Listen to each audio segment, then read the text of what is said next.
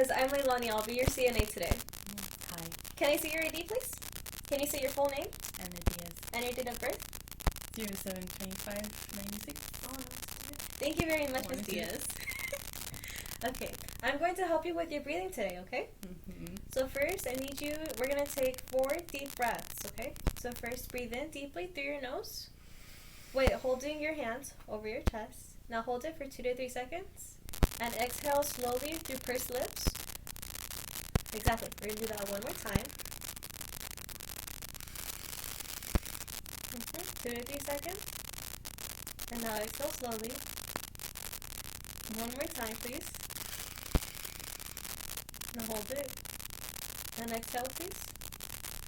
Alright, one last time. So inhale. Hold it. And now release it. Okay, thank you. So now I'm going to need you to hold this pillow over your chest like you were holding your hands. And you're going to take in a deep breath again, except instead of this time, instead of exhaling, you're just going to cough twice as hard as you can, okay? Okay, ready? Inhale. And now cough. Okay, perfect. Thank you, Miss Diaz. Do you feel better? Can you breathe better?